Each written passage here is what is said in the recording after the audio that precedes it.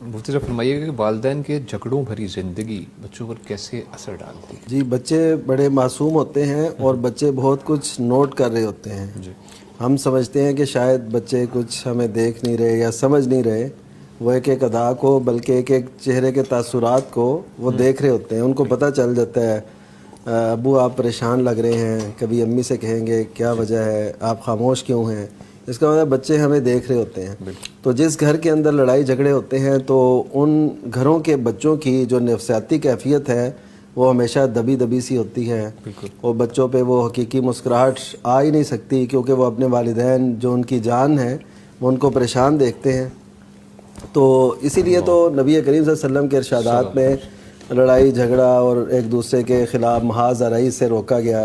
برداشت کرنا، ایک دوسرے کو سمجھنا، حقوق و فرائض ادا کرنا اور گھر والوں سے بہترین حسن سلوک کرنا. بیوی کو پابند کیا وہ خاوند کی عزت و آبرو کا خیال رکھے اور اس کے ادب و احترام کا پورا پاس کرے. اور اسی طرح خاوند سے کہا کہ تم بہتر ہو جاؤ اپنے گھر والوں کے ساتھ، اور اس پہ نبی کریم صلی اللہ علیہ وسلم کا جو حسن معاشرت اور ساری ازواج کے ساتھ اور ان کا آپس میں مل بیٹھنا اور سارے وہ جو معاملات تھے وہ ہمیں بتاتے ہیں کہ ہمیں بالکل لڑائی جھگڑا نہیں کرنا اور گھروں کے اندر ایک اچھی فضا کو قائم کرنا ہے تاکہ ہماری اگلی نسل پہ اچھے اثرات مرتب ہوں. اور جو بچے اس ماحول میں پنپتے ہیں، پرورش پاتے ہیں، تو ان پہ کبھی بھی اچھے اثرات مرتب نہیں ہوتے. وہ ہمیشہ کسی مجلس سے بات نہیں کر سکیں گے، وہ سہمے سہمے سے رہتے ہیں اور ان کی خوشی جو ہے نا ادھوری ہو جاتی ہے. وہ ہوتے چھوٹی عمر کے ہیں، لگتے زیادہ ہیں. پھر وہ ہمیشہ بچوں کی طرح وہ جو ہے نا تر و تازہ نہیں رہتے، بلکہ وہ بوڑھوں کی طرح سوچ اور ایسا ایسا اٹھنا، ایسا ایسا چلنا، ایسے سارے معاملے یہ سارے ہم نے دیکھے ہیں ایسی فیملیوں کے اندر جن کے والدین ہمیشہ جھگڑتے ہی رہتے ہیں. اور جو والدین خوش رہتے ہیں تو ان کے بچے بھی ایسے خوش، ان کے تابع فرمان اور ان کے اندر امید اور ایسے روشنی وہ اس میں جیتے ہیں. تو اس وجہ سے ہمیں چاہیے کہ ہم ان والدین سے ضرور گزارش کریں کہ جو آپس میں لڑتے ہیں، دیکھیے یا تو اچھا اس پہ یہ بھی بڑا لازم ہے کہ ہم آپس میں جو معاملات ہوتے ہیں نا بچوں کی خاطر وہ قربان کر دیں. اور ہم بچوں کی خاطر بہت کچھ قربان کرنے پہ تیار ہوتے ہیں. کتنے ایسے جوڑے ہیں جو صرف اس لیے کہتے ہیں کہ چلے ہمارے بچوں کا جو نا مستقبل بن جائے، اچھا ہو جائے. تو اسی میں ہمیں یہ ضرور پیش نظر رکھنا چاہیے کہ ہم جتنا اچھا حسن اخلاق گھر میں رویہ حسن سلوک اختیار کریں گے، اور قرآن مجید کا یہ ارشاد وَعَاشِرُوهُنَّ بِالْمَعْرُوفِ کہ اچھے طریقے سے دستور کے مطابق ان سے اپنا رہن سہن رکھو. یعنی معاشرت جو ہے نا یہ اسی سے لفظ نکلا ہے. اور اس میں جو تعلیمات ہیں قرآن و سنت کی وہ تو بہت زیادہ ہیں، لیکن ہمیں بچوں کے حوالے سے دیکھنا ہے کہ یہ کبھی بھی ان کے حق میں بہتر نہیں ہو سکتا.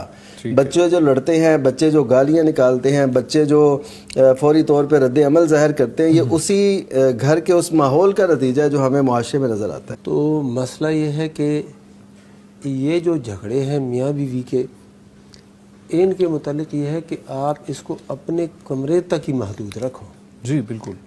وَلَا تَحْجُرْ إِلَّا فِي الْبَيْتِ، آپ نے ان کو چھوڑنا ہے یعنی ان کے ساتھ ترک تعلق کرنا ہے تو کمرے کے اندر ہی. اچھا. وَاهْجُرُوهُنَّ فِي الْمَضَاجِعِ، اللہ نے فرمایا ان کے ساتھ ترک تعلق کرو لیٹنے کی جگہ میں. یعنی آپ کمرے کے اندر جائیں گے، کنڈی لگائیں گے، ٹھیک ہے، وہاں پر خاتون جو بیوی ہے اس کا بستر الگ ہوگا، خاوند کا بستر الگ ہوگا، نہیں بولیں گے اور اپنا غصہ اس طریقے کے ساتھ دکھائیں گے.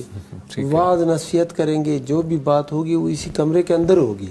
جی ٹھیک ہے. باہر جو ہے وہ کسی کو پتہ نہیں چلے گا، نہ والدین کو پتہ چلے گا، نہ اولاد کو پتہ چلے گا. تو یہ بہت ضروری ہے. اور ہمارے ہاں لڑائی جو ہوتی ہے وہ وہی مزیدار لڑائی ہوتی ہے جو والدین کے سامنے اور بچوں کے سامنے اور عام محلے کے سامنے ہو، تو پھر اس لڑائی کا بڑا مزہ آتا ہے. حالانکہ جو لڑائی اگر ہو بھی جائے، کوئی تکرار ہو بھی جائے، تو وہ آپ کے اپنے کمرے تک محدود ہو اور بس.